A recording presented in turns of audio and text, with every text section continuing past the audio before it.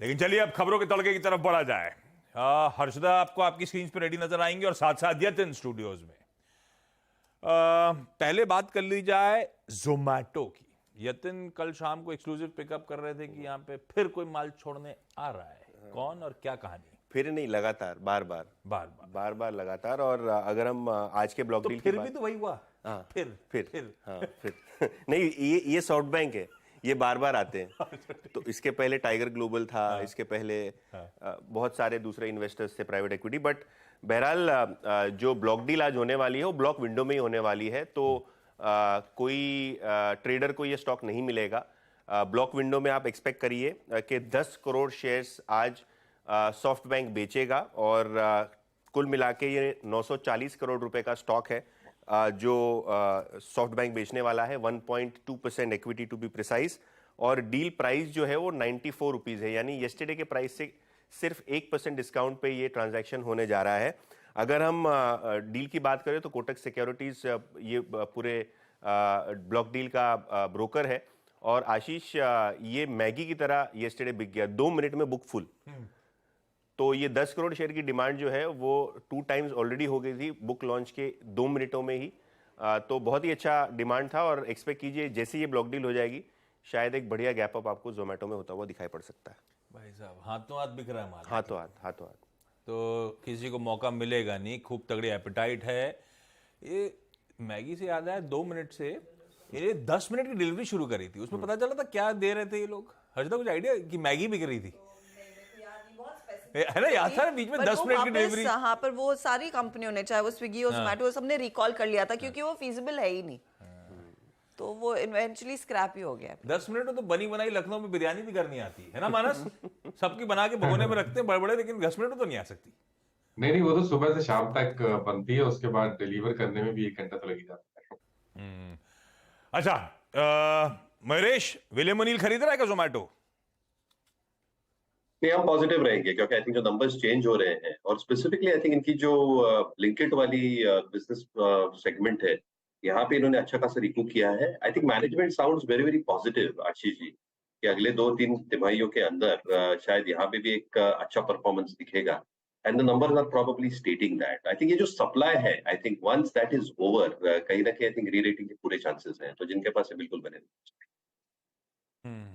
भाई पॉजिटिव है और री रेटिंग की गुंजाइश है। आंकड़े जो बदल रहे हैं उसको लेके कन्विक्शन पिकअप होता हुआ। कन्विक्शन वैसे स्ट्रीट में कई सारी ब्रोकरेजेस का पिकअप हो रहा है। इस पे भी आज के लास्ट डेट से पहले एक रिपोर्ट आ गई। जी आशीष, और HSBC की ये रिपोर्ट है जोमेटो पे।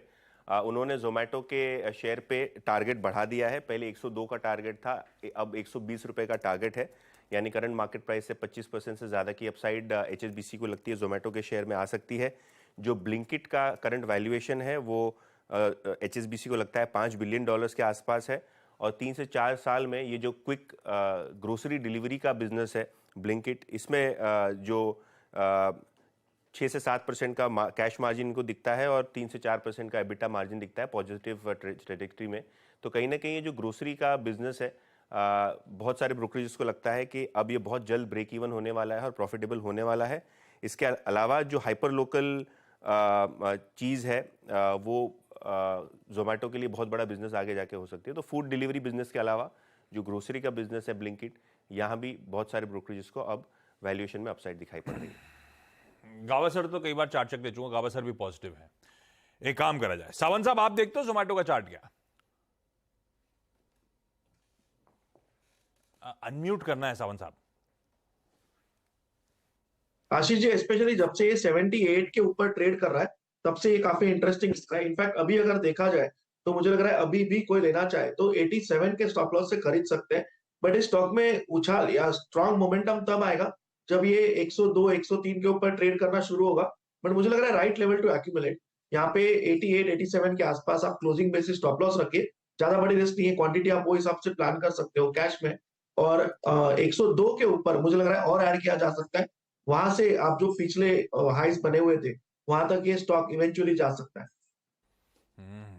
सब बुलिश हो रहे हैं भाई, बस एक कंसेंसस जो होता है वो कभी कभी दिक्कत कर जाता है। अदरवाइज ना फंडामेंटली ना टेक्निकली कोई कंप्लेंट।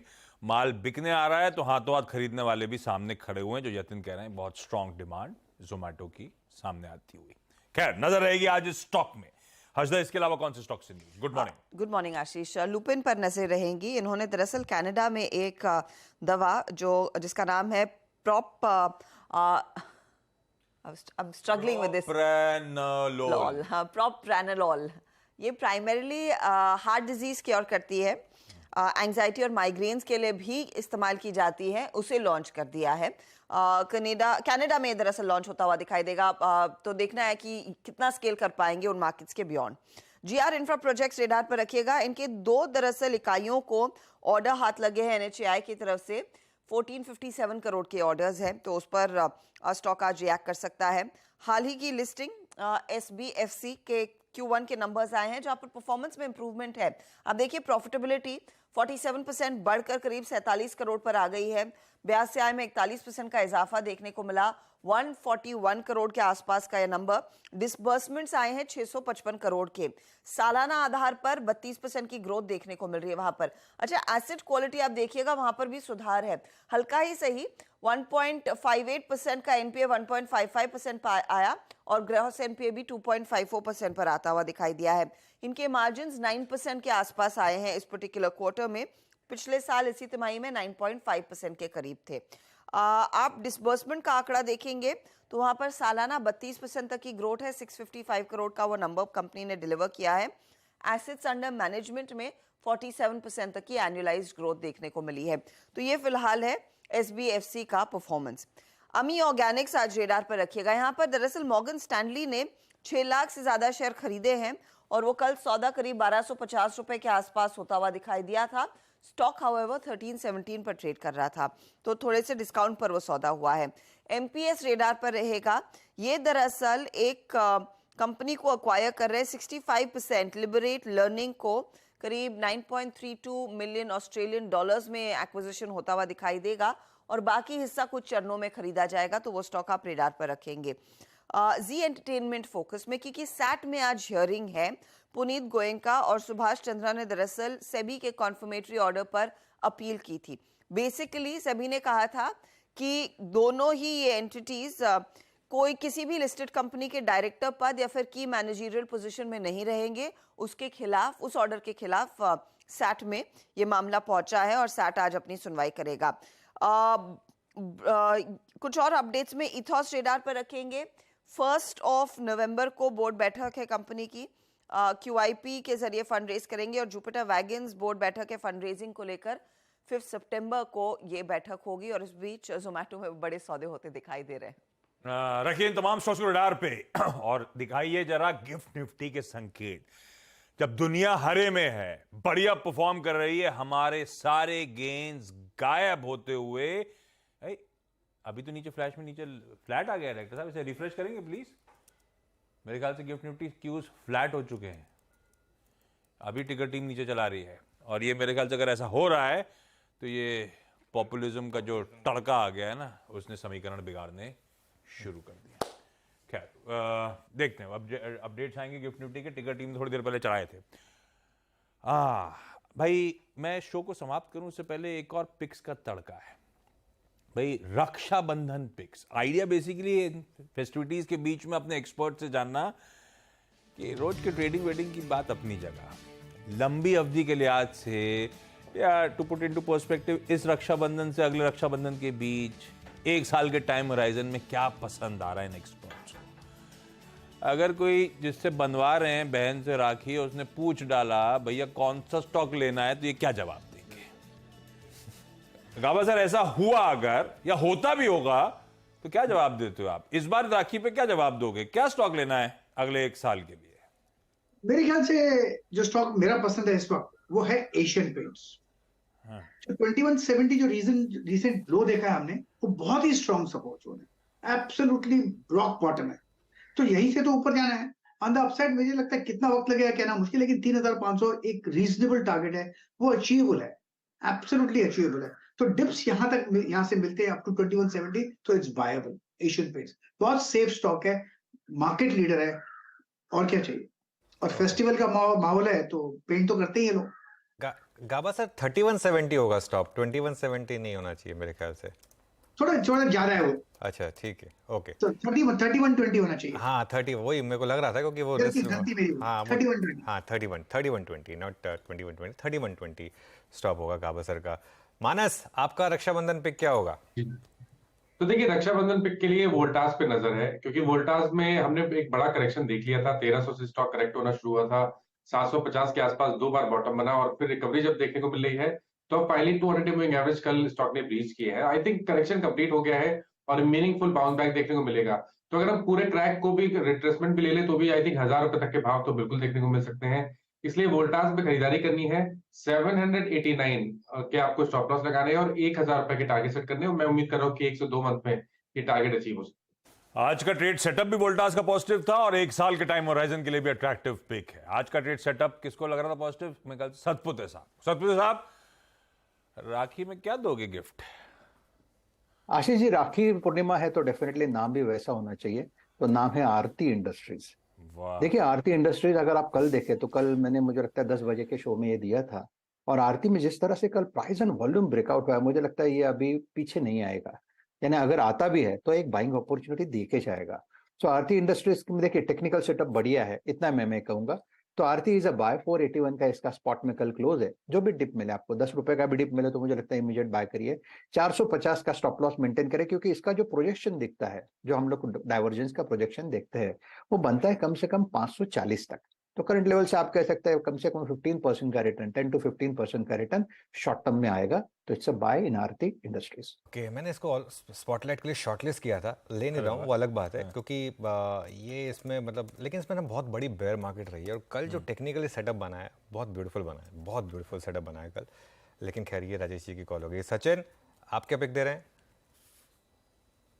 अनुज जी, यहाँ पर 100 साल पुरानी जो कंपनी है अभी भी जो काफी अच्छी तरह परफॉर्म कर रही है, एंड जिस तरीके से फिलहाल इसने एक ट्रेंड रिवर्सल एस्टैब्लिश की है, तो मुझे लग रहा है टाटा पावर अपने पोर्टफोलियो में जरूर उतारना चाहिए। यहाँ से डिस्क्लेमर ये होगा कि हमने हमारे क्लाइंट्स को भी रिकमेंडेशन दी है लॉन्ग टर्म के लिहाज से।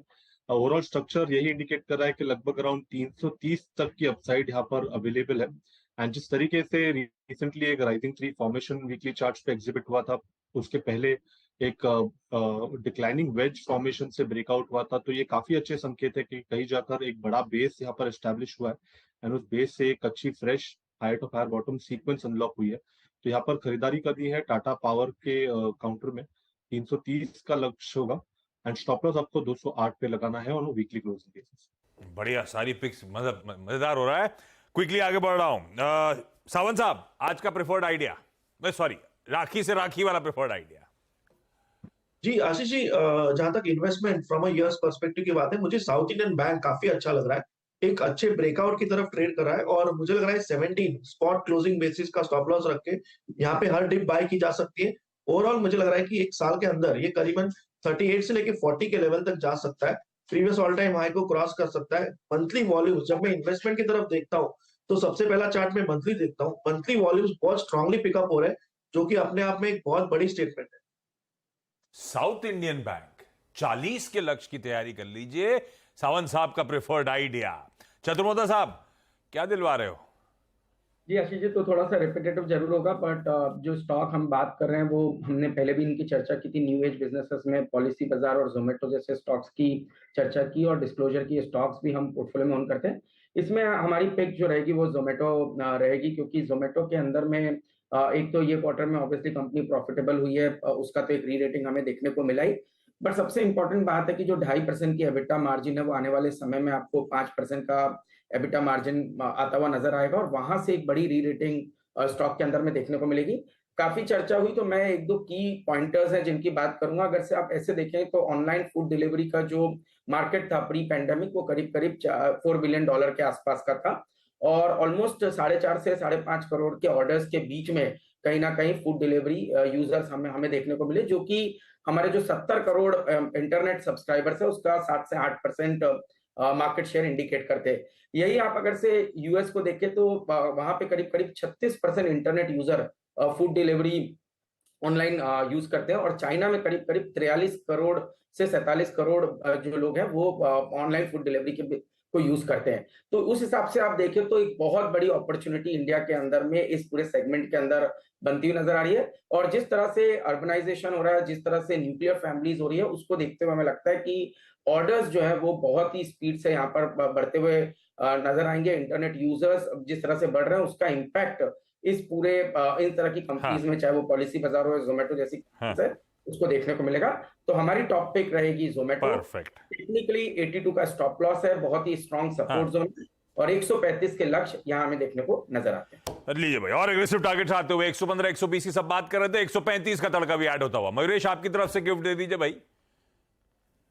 जो भी भाई और बहन की रिलेशनशिप एक स्ट्रॉन्ग फाउंडेशन पे हमेशा बनी रहती है, तो मुझे लगता है इकोनॉमी को स्ट्रॉन्ग फाउंडेशन देती है L&T। हर सेगमेंट पे प्रेजेंट है, बैलेंस शीट बहुत तगड़ी है, वर्किंग कैपिटल नीचे आ रही है, एबिटा मार्जिन और ROE में सिग्निफिकेंट एक्सपेंशन है, और हर एक स्पीयर में जो कैपिटल डेवलपमेंट इकोनॉमी की, जो इंडियन इकोनॉमी को पैरेलल करती है, जैसे इंडियन इकोनॉमी ग्रो होगी, L&T एक बहुत इंपॉर्टेंट हिस्सा होगा। तो कोई भी पुलबैक्स पे L&T बहुत अच्छा लगता है। बिल्कुल बढ़िया, ये है मयूरेश की प्रिफर्ड। क्विकली रैप अप कर देता हूं। एशियन पेंट्स गाभासर, वोल्टास मानस की तरफ से, आरती इंडस्ट्रीज सतपुते साहब का, टाटा पावर सचिन की तरफ से, साउथ इंडियन बैंक सावंत साहब का, जोमेटो चतुर्मोता साहब का, और लार्सन एंड टुब्रो मयूरेश की प्रिफर्ड पिक।